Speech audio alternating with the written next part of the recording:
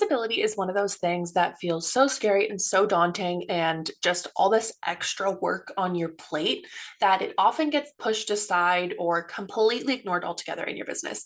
And that is why having a focus on visibility and actively putting and shifting energy into it, even if it's just for a few weeks, once a quarter, is going to bring big impact into your business. So, what does it mean and how do we actually implement it?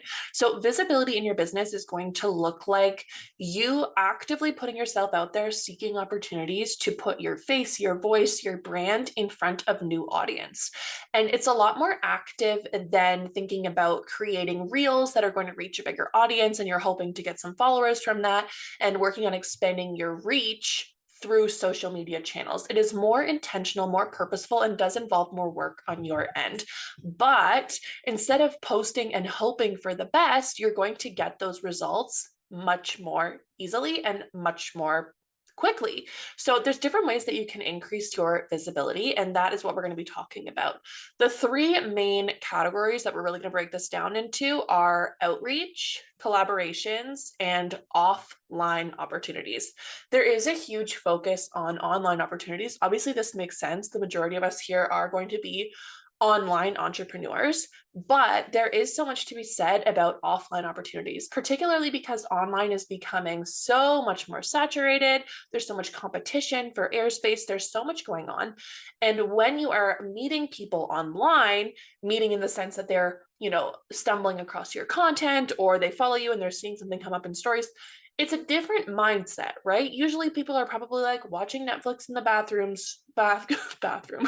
background. I mean, maybe the background, also scrolling reels, and then they'll see something pop up. So expecting them to hop into a buying mindset is a little bit more of a stretch on Instagram. When we're thinking of offline opportunities, it's a way to break through to new people's minds without competing with all the noise that's out there on social media. So your offline opportunities are going to involve you thinking outside the box a little bit and starting to consume the world around you with a new lens. And this is a lens of opportunity. So, for example, I was scrolling the other day and I saw, oh, there is going to be an event near me. And this event is for women. A lot of them have small businesses.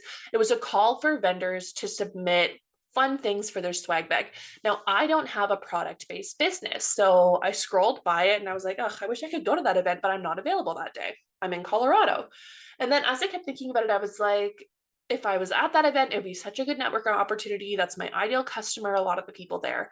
And I thought back to the swag bag. So even though I don't have a physical product that I sell to submit, I still reached out to them and I thought there is a potential here to still get my brand in front of these people. So I reached out and I said, I would love to participate in your swag bag. I made a special offer for them. I gifted them a little notebook, and I'm putting together these really, really cute branded packages that are going to go into the 100 swag bags and get these fresh new eyes on my business in a way that they haven't ever seen it before. They're going to be super excited at this fun event, pulling fun things out of the swag bag, and they're going to get this invitation to come and work with me. So that's an example of an offline opportunity. Another one would be if you always go to this like little cafe in your neighborhood and you noticed that there was a stack of business cards that they sometimes rotate out at the cash, and you decide to be brave and ask if you could put yours there, and maybe it's going to be a really cute, catchy business card that people are going to be tempted to pick up. Your ideal customer is going to see, they're going to learn more about you. Maybe it's going to be some sort of coupon or incentive or bonus or whatever it is. You're going to put it there to get some fresh eyes on your business, on your branding, in different scenarios. You could be putting posters up. You could be going old school and putting flyers on people's windows. You could be doing swag bags. You could be sponsoring different events. Whatever it is, there are ways that you can reach people beyond just posting and hoping on Instagram. When we're thinking about collaborations, that's a great place to do for social media. A collaboration would be something beneficial for both parties. So you need to be thinking actively about who's in your audience and what is going to be the best fit for you and for them. There's not really a point in jumping on someone's Instagram reels or going live with them, if they have a completely different audience for you. You need to have some overlap. And the easiest way you're going to do is to, instead of looking for people who offer the exact same thing you do, who are your direct competition, you're going to look for people who serve the same client. You have the same ideal client. There's overlap there. And you're just going to reach out and be brave and ask them, hey, are you working on visibility right now? Would you like to do a collaboration? I would love to do an Instagram live with you. And it's better if you pitch yourself with a specific topic. So when you're inviting someone to do a collab with you, you want to have something in mind so that they can get a sense for the project right away. Again, we're trying to eliminate decision fatigue, like literally whenever we can. So if you approach someone and you're like, hey, I love your account and I love that you do X, Y, and Z. I do this, and I think we serve the same audience. I would love to do an Instagram live with you about blah, blah, blah. And just see what they say. Most people know that they need to be collaborating more and they need to be working with other people and expanding the network, but they don't know how to start. So if you are that person approaching them, more often than not, they're going to be just super jazzed that you are the one taking the first step. So posting collaborative reels, going on Instagram lives, having people coming onto your podcast, doing bundle offers together. These are all different ways that you can collaborate to bring a little bit more energy, a little bit of a larger audience to your business. And the third thing we're going to talk about, other than those offline opportunities, other than collaborating, is going to be actively doing outreach to put yourself out there and to find people to work with. So this is different from collaborating because in a collaborative sense, you are offering something. It's like you are the host. You are bringing someone into your world with the understanding that they're going to share it on their platforms and they're going to be bringing a different voice to the situation. When you are doing outreach, you are pitching yourself to be in someone else's audience. When you're pitching yourself, you're looking for podcasts to be in. You're posting about your freebie in Facebook groups that are filled by your ideal customer.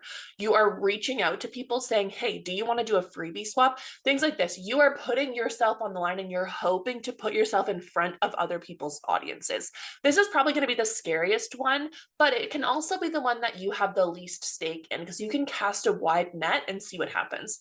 One of my favorite things to tell my clients to do is to go ahead and find the Facebook groups that your ideal customers are in. Maybe it's a local group of moms who are sharing after school activities ideas. Maybe it's like the local mom group. There's tons of those, right? Maybe it's an entrepreneur specific group. Maybe it is to do with your actual niche, like it's like a crochet group. Whatever it is, read the group rules. If you're not sure, reach out to the admin and just ask them, is it okay if I post a link to my freebie here? I think that they're going to love it because of X, Y, and Z.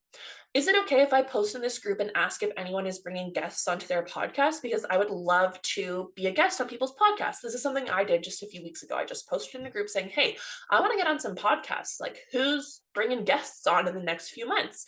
And I got a bunch of meetings set up from that. It's all coming down to actively seeking out opportunities and then reminding yourself to do that. And it can feel daunting and it can feel overwhelming, but it doesn't need to be. And this is not to say that this is something that you need to be focusing on every single day, every single week of your business, because it will be time consuming to set these things up.